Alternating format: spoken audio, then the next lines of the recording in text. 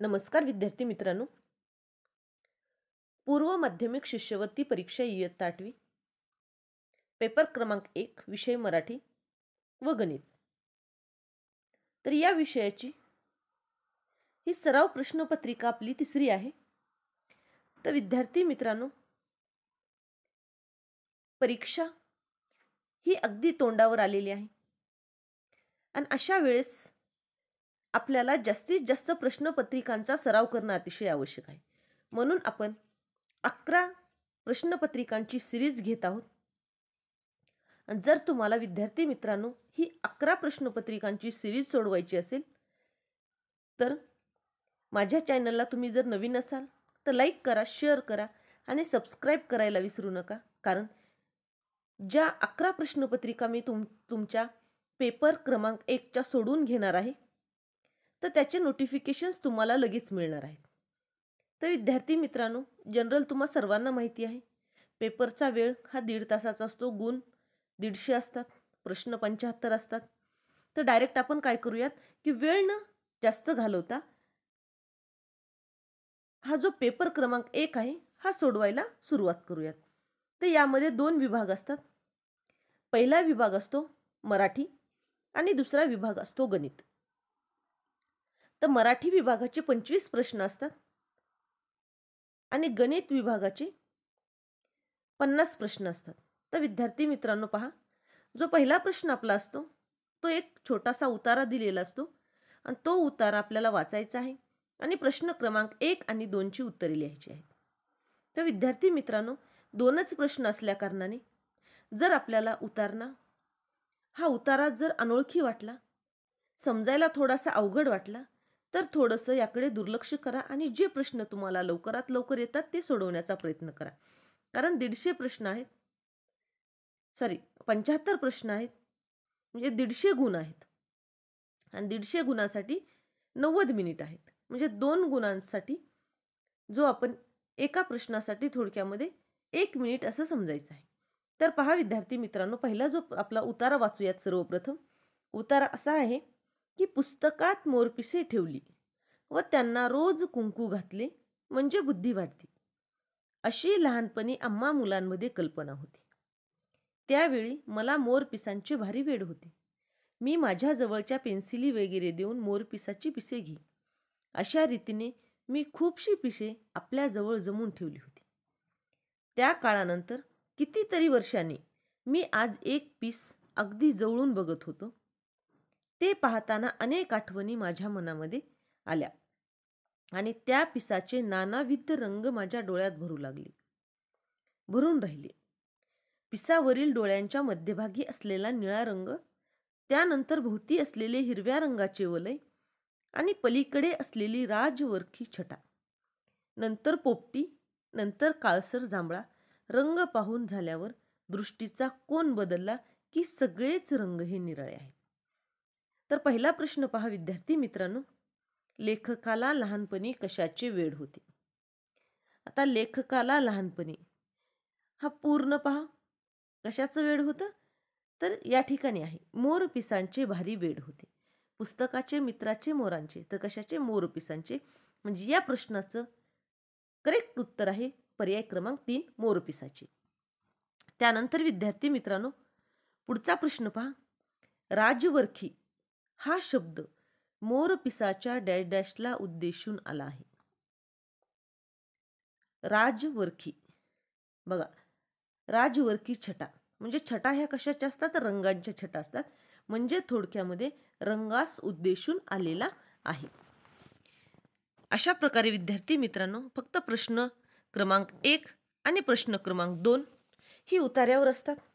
त्यानंतर पुढचा प्रश्न पहा, प्रश्न क्रमांक 3, खालीलपैकी समानार्थी शब्दाची आपल्याला अचूक जोडी ओळखायची आहे। समानार्थी शब्द अचूक, तर पहिला शब्द आहे बहिष्कार, सहकार, मानस, मन, मुभा, लाभ, शेष, गर्व। तर थोडक्यामध्ये या सर्व शब्दांचा जर विचार केला तर पर्याय क्रमांक 2 मानस म्हणजे मन हा समानार्थी शब्दाची असणारी अचूक जोडी आहे। त्यानंतर विद्यार्थी मित्रांनो, चौथा प्रश्न हा इंग्रजी शब्द दिलेला असतो आणि त्या शब्दाला आपल्याला मराठी पर्यायी शब्द शोधायचा असतो. आता झू, ZOO, झू या शब्दास पर्यायी मराठी शब्द कोणता? वस्तू संग्रहालय, वस्तू म्हणजे ऑब्जेक्ट, थिंग्स. प्राणी संग्रहालय, झू म्हणजे प्राणी, प्राणी झुलॉजी ज्याला आपण म्हणतो. झुलॉजी म्हणजे प्राणीशास्त्र आणि झू हा शब्द प्राण्याशी संबंधित आहे.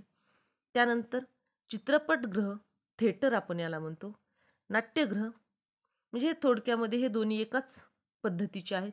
म्हणजे झू या शब्दाचा पर्यायी शब्द आहे आपला प्राणी संग्रहालय. त्यानंतर विद्यार्थी मित्रांनो, आपला 5वा आणि 6वा प्रश्न असा आहे की यामध्ये आपण कसल्याही प्रकारचा तर्क लावू शकत नाही. आपल्याला या गोष्टी माहीतच असणे आवश्यक आहे. आणि जर तुम्हाला येत नसेल तर तुम्ही अंदाजे एखादं उत्तर लिहून टाकू शकतात, कारण ही प्रश्नपत्रिका सोडवताना तुम्हाला निगेटिव्ह मार्किंग नाही आहे. तर पहा, प्रश्न 5वा असा आहे की पानिपत या गाजलेल्या कादंबरीचे लेखक कोण आहेत? तर तुम्हाला पाठच पाहिजे. तर पहा, पानिपत या गाजलेल्या कादंबरीचे लेखक आहेत विश्वास जाधव. सॉरी विद्यार्थी मित्रांनो, या प्रश्नाचं उत्तर जे आहे, पानिपत या गाजलेल्या कादंबरीचे लेखक आहेत विश्वास पाटील. विश्वास नाव असल्यामुळे थोडासा गोंधळ झाला. तर पानिपत या गाजलेल्या कादंबरीचे लेखक कोण आहेत? तर विश्वास पाटील. त्यानंतर विद्यार्थी मित्रांनो, 6वा प्रश्न पहा. 6वा प्रश्न असा आहे की जिप्सी या गाजलेल्या काव्य संग्रहाचे कवी कोण आहेत? आता तुम्हाला लक्षात ठेवायचं आहे, लेखक आणि कवी हे सर्व पाठ करून ठेवायचं आहे, कारण यावर आधारित 2 प्रश्न हे तुमच्या परीक्षेमध्ये असणारच आहेत. तर जिप्सी या गाजलेल्या काव्यसंग्रहाचे लेखक कवी आहेत मंगेश पाडगावकर. त्यानंतर विद्यार्थी मित्रांनो, प्रश्न क्रमांक 7 आणि 8 हा कवितेवर आधारित आहे. एक छोटीशी कविता दिलेली असते आणि ती कविता वाचून आपल्याला प्रश्न क्रमांक 7 आणि 8 याची उत्तरे द्यायची आहेत. पहा, कविता खूप छान आहे. या उतार्यामध्ये मन वढाय वढाय, उभ्या पिकातल ढोर, किती हाकला हाकला, फिरी येत पिकावर. मन मोकाट मोकाट, त्याले ठाई ठाई वाटा, जशा वाऱ्यानं चालल्या पाण्यावरल्या रेराटा. मन झहरी झहरी, याचं न्यार रे. तर पहा,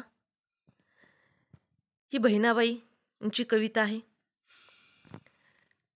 तर याच्याशी आपल्याला काही घेणं नाही. तर पहा, नेमकं कवितेवर आधारित कोणता प्रश्न आहे? प्रश्न क्रमांक 7, उभ्या पिकातल ढोर असे कोणाला म्हटले आहे? तर आपल्याला माहिती आहे, उभ्या पिकातल ढोर. पहा, मन वढाय वढाय, उभ्या पिकातल ढोर म्हणजे कोण आहे? मन. मन हे कसं आहे? वड्याळ आहे. पिकातलं ढोर आहे, त्याला किती पण हाकलं तरी वापस ते काय होते? पिकावर येते. मग थोडक्यामध्ये असं त्याच्याशी त्याचं थोडं हे सांगितलेलं आहे, सारांश सांगितलेला आहे. ते आपण नंतर पाहूयात. परंतु आपल्याला फास्टमध्ये काय करायचं आहे? फक्त लवकरात लवकर जशा पद्धतीने उत्तर लिहिता येईल ते पाहायचं. उभ्या पिकातलं ढोरं हे कुणाला म्हटलं आहे? तर मनाला म्हटलेलं आहे. त्यानंतर विद्यार्थी मित्रांनो, पुढचा जो 8वा प्रश्न आहे, तो 8वा प्रश्न असा आहे की खालीलपैकी चुकीची जोडी ओळखा. चुकीची जोडी पहा, झहरी विषारी आपल्याला माहिती आहे, ढोर म्हणजे गुरं माहिती आहे, ठाई ठाई म्हणजे ठाई जेथे तेथे, ठाई ठाई म्हणजे जेथे तेथे. तर चुकीची जोडी फक्त फिरी आणि वाट, कारण झहरी म्हणजे विषारी ही बरोबर आहे. ढोर, गुरांना ढोर म्हणतात हे पण माहिती आहे. ठाई ठाई म्हणजे जेथे तेथे हे पण बरोबर आहे. फक्त चुकीची जोडी आहे फिरी आणि वाट. यानंतर विद्यार्थी मित्रांनो, पुढचा प्रश्न पहा. 9वा प्रश्न, उपकार या शब्दाचा विरुद्धार्थी पर्यायी शब्द निवडा. उपकार, परोपकार नाही. त्यानंतर स्मरण हे सुद्धा उत्तर नाही. तिरस्कार हा सुद्धा उत्तर नाहीये. तर उपकार या शब्दाचा योग्य असणारा विरुद्धार्थी शब्द आहे अपकार. त्यानंतर विद्यार्थी मित्रांनो, पुढचा प्रश्न पहा. पुढीलपैकी कोणता वर्ण दंततालेय आहे? झ, ठ, घ, त, झ. तर या प्रश्नाचं योग्य उत्तर आहे पर्याय क्रमांक 1 झ. हा वर्ण दंत तालेय आहे. त्यानंतर पुढचा प्रश्न पहा. खालीलपैकी कोणते स्वर हे संधीचे उदाहरण आहे? स्वर संधी पहा. स्वर संधीचं उदाहरण कोणतं आहे आपल्याला पाहायचं आहे. तर यामध्ये स्वर संधीचं उदाहरण तुम्हाला पाहायचं झालं तर ते आहे सूर्यास्त. त्यानंतर विद्यार्थी मित्रांनो पुढचा प्रश्न पहा. उशिरा उठणारा या अर्थाचा अलंकारिक शब्द कोणता? उशिरा उठणारा. चंद्रपुत्र, सूर्यपुत्र, चंद्रवंशी, सूर्यवंशी. तर उशिरा उठणारा या शब्दाचा अलंकारिक शब्द आहे सूर्यवंशी. त्यानंतर पुढचा प्रश्न पहा. तिला आता काम करवते या वाक्यातील क्रियापदाचा प्रकार कोणता? तिला आता काम करवते म्हणजे शक्य क्रियापद आहे. त्यानंतर पुढचा प्रश्न आहे. स्वतःशीच केलेले भाषण या शब्दसमूहाबद्दल एक शब्द हा आपल्याला निवडायचा आहे. स्वागत, स्वगत, भाषण आणि आत्मभाषण. स्वतःशी केलेले भाषण, तर याचा बरोबर उत्तर आहे स्वगत. स्वगत म्हणजे स्वतःशी केलेलं भाषण. त्यानंतर पुढचा प्रश्न पहा. पोर या शब्दाचे लिंग ओळखा. पोर, तर या शब्दाचं लिंग आहे नपुंसकलिंग. त्यानंतर पुढचा प्रश्न आहे. मन पूर्ण करा. लाज नाही मना.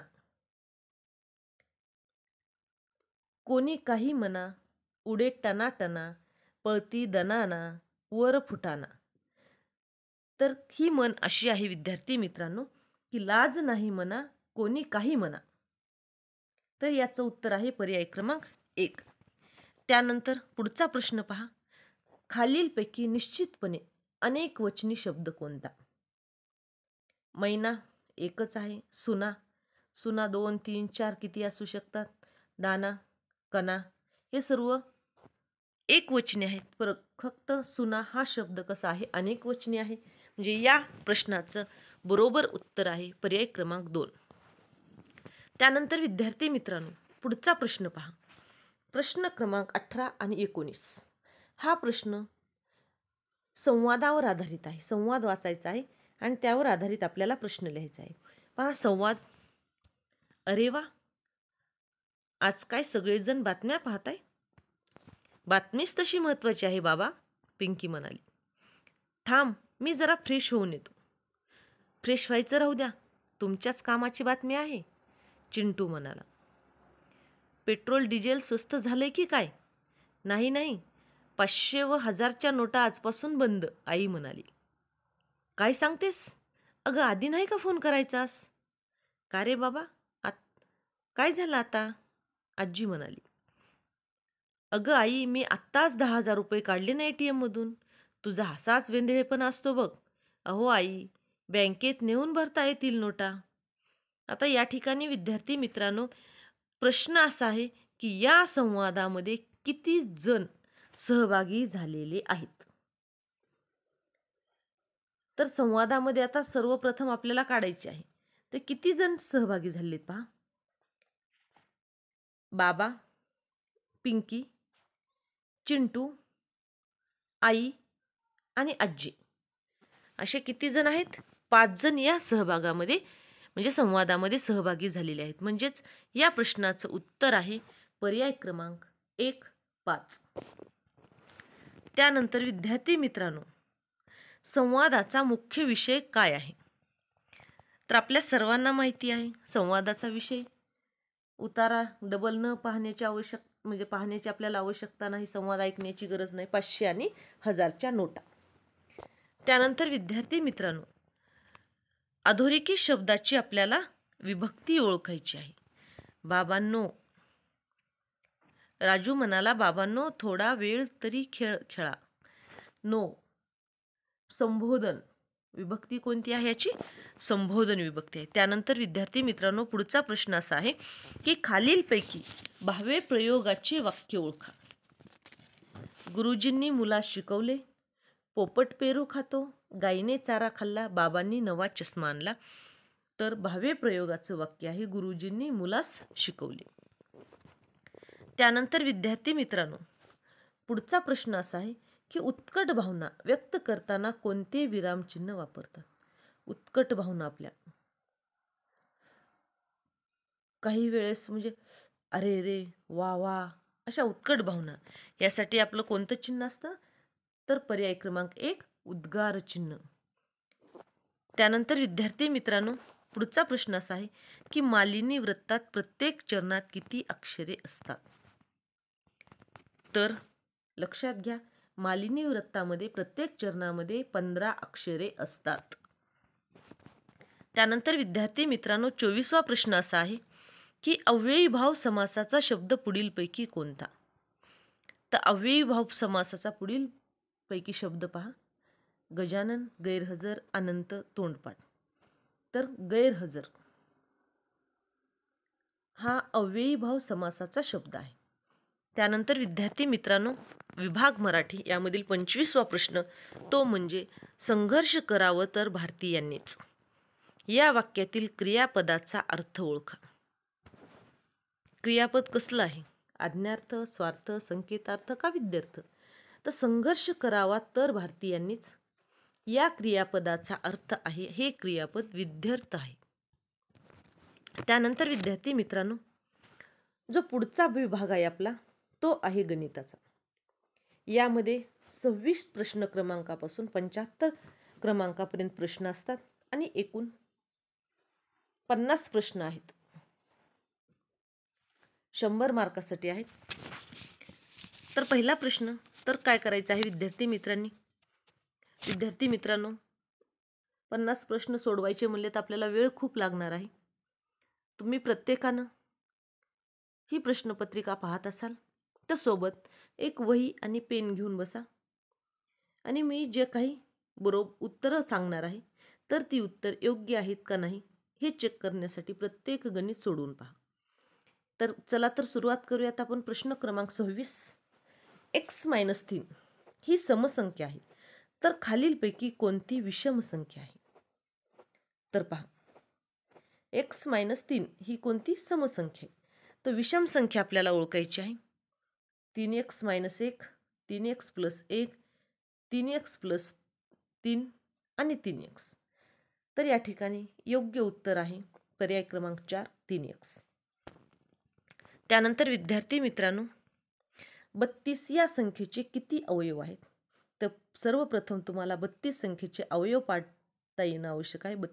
32 या संख्येचे अवयव पाडा आणि उत्तर शोधा. तर या प्रश्नाचं उत्तर आहे पर्याय क्रमांक 4. 32 या संख्येचे 6 अवयव आहेत. त्यानंतर विद्यार्थी मित्रांनो, पुढचा प्रश्न पहा. 67 अंश मापाच्या कोटी कोनाच्या पूरक कोनाचे माप किती. तर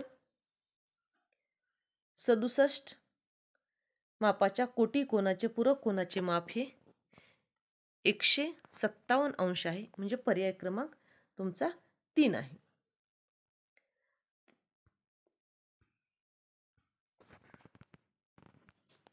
त्यानंतर विद्यार्थी मित्रांनो, पुढचा प्रश्न पहा. महिपालने त्याच्या जवळील 50 पैशांची 100 नाणी, 2 रुपयाची 50 नाणी देऊन त्याऐवजी 5 रुपयाची नाणी घेतली, तर त्यास किती नाणी मिळाली असतील. तर तुम्हाला सर्वप्रथम 50 पैशाच्या 110 नाणे, 2 रुपयाच्या 50 नाण्या यांची बेरीज करावी लागेल. किती येणार आहे ते पाहावं लागेल आणि 5 रुपयाच्या त्याला घेण्यासाठी ज्या काही नाणी असणार आहेत तर ते सोडवायचं आहे. तर विद्यार्थी मित्रांनो, या प्रश्नाचं उत्तर आहे पर्याय क्रमांक 3, म्हणजे 5 रुपयाच्या त्याला किती 31 नाणी मिळाले असतील. त्यानंतर पुढचा प्रश्न पहा. प्रश्न क्रमांक 30. 10, 12, 9, 11, 8 आणि x या सामग्रीचे मध्यमान 11 असेल तर x बरोबर किती. तर या सर्वांची बेरीज करायची आहे. x बाजूला ठेवायचा आहे, बरोबर 11 आणि 10 अधिक 12 अधिक 9 अधिक 11 अधिक 8 अधिक x भागिले 6 बरोबर 11. 11 गुणिले 6 यांची बेरीज जी येणार आहे तर ती तेवढी बेरीज करून तर x बरोबर त्या दुसऱ्या संख्येला भागायचं आहे किंवा गुणायचं आहे, जे काही असेल ती तुम्हाला क्रिया करावी लागणार आहे. तर या प्रश्नाचं बरोबर उत्तर आहे x बरोबर 16. म्हणजे पर्याय क्रमांक तुमचा 1 येणार आहे. त्यानंतर विद्यार्थी मित्रांनो, पुढचा प्रश्न पहा. एका व्यक्तीचे मासिक उत्पन्न 8,000 आहे. घर खर्चासाठी त्याला 40%, शिक्षणासाठी 5%, आरोग्यासाठी 15%, तर किरकोळ खर्चासाठी रुपये 1600 वापरतो आणि शिल्लक रक्कम तो बँकेत भरतो. तर उत्पन्नाच्या किती पट रक्कम तो बँकेत ठेवतो, हे सुद्धा तुम्हाला काय करावं लागेल, सोडवावं लागणार आहे. तर या प्रश्नाचं करेक्ट उत्तर आहे पर्याय क्रमांक 3, 1/5. एवढी त्याच्या उत्पन्नाच्या रक्कम तो बँकेत ठेवतो. त्यानंतर विद्यार्थी मित्रांनो, पुढचा प्रश्न पहा. 2a - 3b अधिक 4c या राशीबरोबर नसणारी खालीलपैकी जी अशी कोणती राशी आहे की जी या राशीबरोबर नसणार आहे. तर या प्रश्नाचं करेक्ट उत्तर आहे पर्याय क्रमांक 2, 2a - 4c अधिक 3b. ही 2a - 3b अधिक 4c या राशीबरोबर नसणार आहे. त्यानंतर पुढचा प्रश्न पहा. प्रश्न क्रमांक 33. -12 अधिक 13 -18 बरोबर किती. तर सर्वप्रथम छेद समान करून आपल्याला हे गणित सोडवायचं आहे आणि याचं करेक्ट उत्तर जे येणार आहे ते आहे 411 भागिले 270. त्यानंतर विद्यार्थी मित्रांनो, पुढचा प्रश्न पहा. प्रश्न क्रमांक 34. 124 आणि 125 यांचा मसावी किती, म्हणजे महत्तम सामायिक विभाज्य. तर 124 आणि 125 यांचा मसावी हा 1 आहे, म्हणजे पर्याय क्रमांक 2 हे उत्तर आहे याचं. त्यानंतर विद्यार्थी मित्रांनो, पुढचा प्रश्न पहा की एक केंद्री कोन हा 150 मापाचा आहे, तर त्या लघुकंसाच्या संगत विशाल कंसाचे माप किती. तर या प्रश्नाचं उत्तर आहे पर्याय क्रमांक 2. तर संगत विशाल कंसाचे जे माप आहे लघुकंसाच्या तर ते आहे 210 अंश. त्यानंतर विद्यार्थी मित्रांनो, पुढचा प्रश्न पहा 36वा. एका चौरसाकृती मैदानाची बाजू दिलेली आहे 25 सेंटीमीटर असून मैदानाच्या तारेचे 5 पदरी कुंपण घालायचे असल्यास किती मीटर तार लागेल. तर या ठिकाणी चौरसाकृती मैदानाची 25 सेंटीमीटर एक बाजू आहे, तर सर्वप्रथम आपल्याला त्याचं क्षेत्रफळ काढावं लागेल. त्यानंतर 5 पदरी कुंपण हे काढल्यानंतर तर याचं करेक्ट उत्तर आहे विद्यार्थी मित्रांनो पर्याय क्रमांक 2, 500 मीटर. त्यानंतर पुढचा प्रश्न आहे 37 आणि 38. एक स्तंभालेख दिलेला आहे आणि या स्तंभालेखावरून प्रश्न क्रमांक 37 आणि 38 याची उत्तरे द्यायची आहेत. पहा. 1 सेंटीमीटर बरोबर 10 झाडे आहेत. फुलझाडे, काटेरी झाडे, छायावृक्ष, फळझाडे आणि छोटी झुडपे. तर प्रश्न क्रमांक 37 असा आहे की कोणत्या प्रकारची झाडे सर्वात कमी आहेत. तर आपल्याला लगेच लक्षात येते पहा, सर्वात कमी जे झाडे आहेत तर ती झाडे आहेत छायावृक्ष आणि त्याचबरोबर फुलझाडे. हे 2 ऑप्शन म्हणजे छायावृक्ष आणि फुलझाडे हे सर्वात कमी आहेत. त्यानंतर विद्यार्थी मित्रांनो, शाळेच्या आवारात एकूण किती झाडे आहेत. पहा, शाळेच्या आवारामध्ये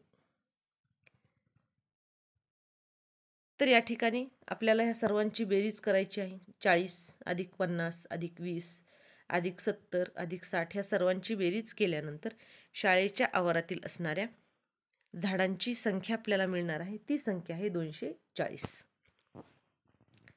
त्यानंतर विद्यार्थी मित्रांनो, पुढचा प्रश्न असा आहे की प्रज्वल व शोभनने समान रक्कम दशादशे 8 दराने 3 व 5 वर्षासाठी बँकेत ठेवली. मुदतीनंतर 868 रुपये प्रज्वलला मिळाले आणि शोभनला 980 रुपये मिळाले. तर दोघांनी बँकेत एकूण किती रक्कम गुंतवली होती. तर तुम्हाला मुद्दल काढायची आहे. तुम्हाला सूत्र माहिती आहेत, सूत्रांमध्ये ठेवा. गुणाकार भागाकार जे काही बेरीज वजाबाकी असेल ती करा आणि या प्रश्नाचं करेक्ट उत्तर येणार आहे. तर या दोघांनी बँकेमध्ये गुंतवलेली रक्कम ही 700 रुपये आहे. त्यानंतर विद्यार्थी मित्रांनो पुढचा प्रश्न पहा. जर ए प्लस बी दुसऱ्या कंसात 2a - 4b तिसऱ्या कंसात 2a - 4b तर बरोबर 2a चा वर्ग अधिक KAB - 4b चा वर्ग तर k बरोबर किती.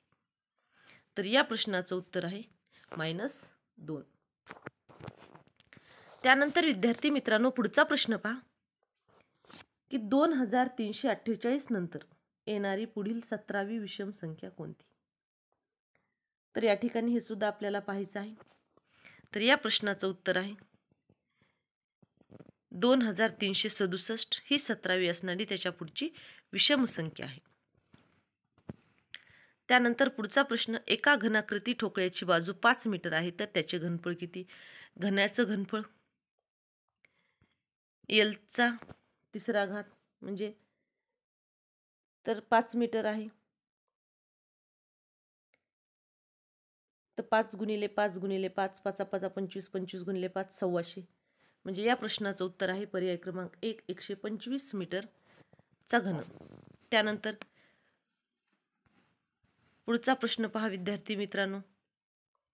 सोबतच्या आकृतीत रेषा L पॅरलल आहे रेषा M पॅरलल आहे रेषा N ला. तर आकृतीत दिलेल्या माहितीवरून आपल्याला ABC चं मेजरमेंट काढायचं आहे. तर या ठिकाणी ABC याचं मेजरमेंट काढण्यासाठी तुम्हाला हे कोण हे 30 आहे, हा कोण 20 आहे, तर हा कोण 20 आहे म्हणजे 20 अधिक 30 उत्तर आहे 50. तर ABC याचं माप किती आहे 50 अंश. त्यानंतर पुढचा प्रश्न पहा विद्यार्थी मित्रांनो 44वा. एका वर्तुळाचा परिघ हा 39.6 मीटर आहे तर त्याचे क्षेत्रफळ काढा. तर या ठिकाणी आपल्याला माहिती आहे वर्तुळाचा परिघ हा 2 पायार आहे. 2 पायची किंमत माहिती आहे 3.14 किंवा 22/7.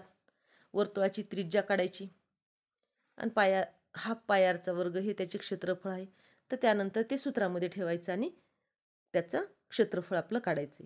तर या ठिकाणी 39.6 मीटर असलेल्या वर्तुळाच्या परिघाचं क्षेत्रफळ असणार आहे पर्याय क्रमांक 2 124.74 चौरस मीटर. त्यानंतर विद्यार्थी मित्रांनो पुढचा प्रश्न पहा. एक वस्तू व्यापाऱ्याने 64 रुपयास विकल्याने जितका तोटा होतो त्याच्या 4 पट नफा ती वस्तू 84 रुपयाला विकल्याने होतो तर वस्तूची मूळ किंमत किती असणार आहे. तर त्या वस्तूची मूळ किंमत विद्यार्थी मित्रांनो पर्याय क्रमांक 2 म्हणजे 68 रुपये आहे. त्यानंतर पुढचा प्रश्न पहा. x - 6 भागिले 9 बरोबर 18 - x तर x बरोबर किती. तर आपल्याला हे सोडवायचं आहे. तर पहा हे 9 भागाकारामध्ये आहे, समोर गेल्यानंतर हे गुणाकारामध्ये होते, यांचा गुणाकार करायचा आहे. पुन्हा ते गुणाकार आल्यानंतर एक मायनसमध्ये येईल तर एक संख्या प्लस येणार आहे एक संख्या मायनस येणार आहे. ते सोडवायचं आहे तुम्हाला. सोडवल्यानंतर याचं बरोबर उत्तर आहे पर्याय क्रमांक 1 16.8. एक्सची किंमत किती असणार आहे 16.8. त्यानंतर 47वा प्रश्न आहे. हा सुद्धा तुम्हाला तशाच पद्धतीने सोडवायचा आहे. सोडवा. फक्त गुणाकार आणि भागाकार ह्या 2 क्रिया आहेत. 2 1 2 2 चौक 8. त्यानंतर 5 5 कॅन्सल 3 2 6 3 त्रिक 9 2. त्यानंतर 4 1 4 4 त्रिकोण 12. म्हणजे तुम्हाला असं थोडं सोडवायचं आहे. तर हे सोडवल्यानंतर विद्यार्थी मित्रांनो तुमचं जे उत्तर येणार आहे ते उत्तर आहे 1/6. तर पुढचा प्रश्न आहे तर तो प्रश्न आहे 48 क्रमांकाचा. कोणतीही 2 काटकोन त्रिकोण एकरूप असण्याआधी कमीत कमी किती घटक एकरूप असावे लागतात.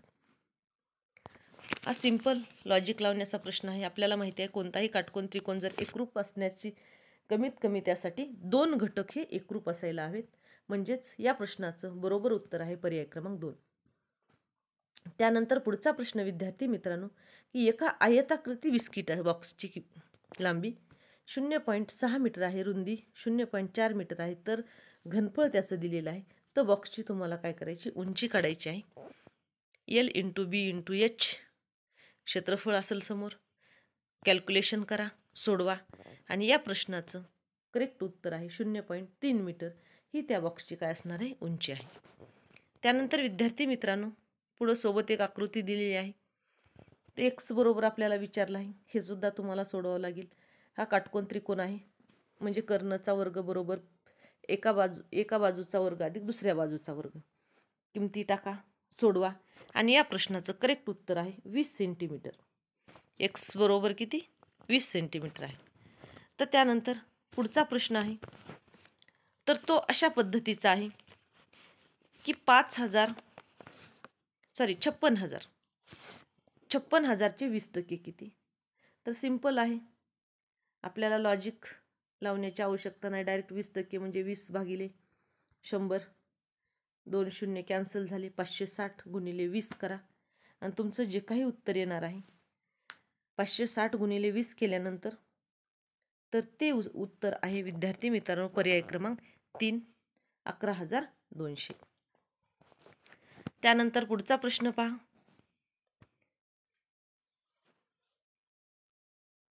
पुढील बहुपदीच्या गुणाकाराची कोटी लिहा. आता बहुपदी दिलेली आहे आणि तुम्हाला काय करायचे, त्याची कोटी लिहायची आहे. तर कोटी तुम्हाला कशा पद्धतीने लिहिता येईल पहा. x x x 3 4 5 6 म्हणजेच विद्यार्थी मित्रांनो, या प्रश्नाचं उत्तर आहे पहा x3 आणि x2 म्हणजे यांची बेरीज होणार आहे 3 + 2 5 असणार आहे. त्यानंतर पुढचा प्रश्न पहा 53 क्रमांकाचा. m⁻p कंस बंद a + r गुणिले m⁻a कंस बंद कंसाचा घातांक r - p गुणिले m⁻r कंस बंद p - q. तर याचं उत्तर किती असणार आहे, तर याचं उत्तर आहे विद्यार्थी मित्रांनो पर्याय क्रमांक 3, 1 हे उत्तर असणार आहे. त्यानंतर पुढचं दुसऱ्या राशीचे पहिल्या राशीशी गुणोत्तर काढा. हा तुमच्या स्कॉलरशिपच्या परीक्षेमध्ये असणारा पहिल्याच पेजवर असणारा प्रश्न आहे. तर तुम्हाला लगेच लक्षात येणार आहे दुसऱ्या राशीचं पहिल्या राशीचं असणारं गुणोत्तर काढायचं आहे. या ठिकाणी 2 किलोचं काय करायचं आहे, किलोग्रॅममध्ये रूपांतर करायचं आहे आणि त्यानंतर काटछाट करायची आहे. तर याचं उत्तर आहे विद्यार्थी मित्रांनो 1:4. तर पुढचा प्रश्न पहा. पुढचा प्रश्न असा आहे की a + 3, 2a + 1, 2a - 3, 2a + 4, a + 6, a - 2 या संख्यांची सरासरी किती. तर या प्रश्नाचं योग्य उत्तर आहे विद्यार्थी मित्रांनो पर्याय क्रमांक 4. त्यानंतर पुढचा प्रश्न पहा. एका चौरसाच्या 4 क्रमागत कोणांच्या मापाचे प्रमाण 1 जसे 5 जसे 4 जसे 5 आहे, तर पुढीलपैकी कोणत्या प्रकारचा तो चौकोन आहे. तर सर्वप्रथम तुम्हाला चारी जे प्रमाण आहे त्या प्रत्येकाच्या कोणाचं माप काढावे लागेल आणि त्यानंतर तुम्हाला ठरवावं लागेल की तो चौकोन जो आहे तो कोणता आहे. तर तो चौकोन आहे पतंगाकृती चौकोन. त्यानंतर विद्यार्थी मित्रांनो पुढचा प्रश्न 5.1 किलोमीटर बरोबर किती ते सोडवायचं आहे. सोडवल्यानंतर तुम्हाला याचं बरोबर उत्तर येणार आहे. तर याचं योग्य उत्तर आहे पर्याय क्रमांक 3, 5,125. त्यानंतर पुढचा प्रश्न पहा. कोणत्या संख्येच्या 70% म्हणजे 490. तर x घ्यायची आहे, म्हणजे जी संख्या आपल्याला माहिती नाही x अधिक किंवा x गुणिले 70/100 बरोबर 490 तुम्हाला सोडवता येईल. याची रचना अशी करायची आहे. ती संख्या x आहे, या संख्येचे 70% म्हणजे 100 बरोबर 490 आणि आता तुम्हाला सोडवता येतं. आणि ही संख्या सोडवल्यानंतर या प्रश्नाचं योग्य उत्तर आहे ती संख्या आहे तुमची पर्याय क्रमांक 2, 700. त्यानंतर विद्यार्थी मित्रांनो पुढचा प्रश्न पहा. 59वा प्रश्न आहे. 5ab चा घन भागिले 7b गुणिले 14 b चा घातांक 4 60 a चा वर्ग गुणिले b बरोबर किती? या ठिकाणी सुद्धा तुम्हाला काय करायचे आहे? काटछाट करायची आहे. 7 1 7 7 2 14 बी गेलेला आहे.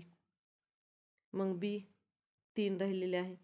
त्यानंतर ए बी हे सर्व काटछाट केल्यानंतर उत्तर येणार आहे तुमचं पर्याय क्रमांक 1 बीचा 5वा घात भागिले 6. त्यानंतर विद्यार्थी मित्रांनो पुढचा 60वा प्रश्न पहा. वर्तुळाची त्रिज्या दुपटीने वाढवली तर क्षेत्रफळामध्ये किती पटीने वाढ होईल? तर त्रिज्या दुप्पट केली तर क्षेत्रफळ हे चौपट होते. त्यानंतर विद्यार्थी मित्रांनो पुढचा प्रश्न पहा. एका काटकोन त्रिकोणाची बाजू अनुक्रमे 1.1 आहे आणि दुसरी 6 सेंटीमीटर आहे, तर त्या त्रिकोणाची परिमिती किती? तर सर्वप्रथम तुम्हाला कर्णाची लांबी काढावी लागेल आणि कर्णाची लांबी काढल्यानंतर काटकोन त्रिकोणाची परिमिती आहे, तर ती परिमिती म्हणजे 1.1 6 आणि तिसरं कर्णाचं येणार या तिघांची बेरीज करावी लागेल आणि त्याच्यानंतर तुम्हाला त्याची परिमिती काढता येईल. म्हणजे जे काही सूत्र असेल त्या सूत्रामध्ये या किमती ठेवायच्या आहेत आणि या प्रश्नाचं बरोबर उत्तर आहे 13.2 सेंटीमीटर म्हणजे पर्याय क्रमांक 1. त्यानंतर विद्यार्थी मित्रांनो पुढचा प्रश्न पहा. जोसेफने 42,700 रुपयांना एक LED 39,711 रुपयास विकला तर त्यावर किती टक्के त्यानं सूट दिली असेल? तर या प्रश्नाचं करेक्ट उत्तर आहे पर्याय क्रमांक 1 7% त्यानं काय केलेले आहे? सूट दिलेली आहे. त्यानंतर पुढचा प्रश्न 97चा तिसरा घात बरोबर 1 तर किती? तर 1 नसून x असणार आहे. तर विद्यार्थी मित्रांनो 97चा आपल्याला 3 वेळा 97 गुणिले 97 गुणिले 97 असं काय करायचं आहे? आपल्याला 3 वेळा त्याचा गुणाकार करायचा आहे आणि येणारं जे उत्तर आहे ते या प्रश्नाचं उत्तर आहे. तर पर्याय क्रमांक 2 हे करेक्ट उत्तर आहे. त्यानंतर विद्यार्थी मित्रांनो पुढचा प्रश्न पहा. एक आकृती दिलेली आहे आणि आकृतीमध्ये तुम्हाला x बरोबर किती विचारलं आहे? x. तर या प्रश्नाचं योग्य करेक्ट उत्तर आहे x बरोबर 125 अंश. तुम्हाला सोडवल्यानंतर लक्षात येणार आहे, कारण या प्रत्येक कोणाचं माप सेम आहे 65 65 65 आणि 65 आणि या सगळ्यांची बेरीज 180 आहे. म्हणजे काय होईल? x - 10 अधिक 65 बरोबर 180 आणि तो तुम्हाला काय करायचं पुन्हा सोडवायचं आहे. त्यानंतर विद्यार्थी मित्रांनो पुढचा प्रश्न आहे. सलीमने 40 रुपये किलोनं 20 किलोग्रॅम आवळे खरेदी केले तर सर्व आवळे 900 रुपयाला त्यानं विकले तर किती रुपये नफा झाला? सर्वप्रथम त्याला खरेदी किंमत काढावी लागेल आणि विक्री किंमतमधून खरेदी किंमत वजा केल्यानंतर जो शिल्लक राहणार आहे तो त्याला नफा मिळणार आहे. तर पहा या प्रश्नाचं करेक्ट उत्तर आहे विद्यार्थी मित्रांनो सलीमला 100 रुपये एवढा काय झालेला आहे? नफा मिळाला आहे. त्यानंतर पुढचा प्रश्न असा आहे की A बरोबर B - 7 B बरोबर 2C अधिक 3 आणि C बरोबर -3 या किमती घेऊन 2A अधिक B - 6C ची किंमत खालीलपैकी कोणती? तर या प्रश्नाचं योग्य उत्तर आहे पर्याय क्रमांक 1 - 5. त्यानंतर विद्यार्थी मित्रांनो पुढचा प्रश्न पहा की सुगलचंदने बँकेकडून कर्ज घेताना बँकेच्या व्याजाचा दर 10 रुपयास 1 महिन्यास 10 पैसे असेल तर 5,400 रुपयांचे एका वर्षाचे व्याज किती होईल? तर या प्रश्नाचं करेक्ट उत्तर आहे एका महिन्याचं व्याज हे 648 रुपये होणार आहे म्हणजे पर्याय क्रमांक 1. त्यानंतर पुढचा प्रश्न पहा.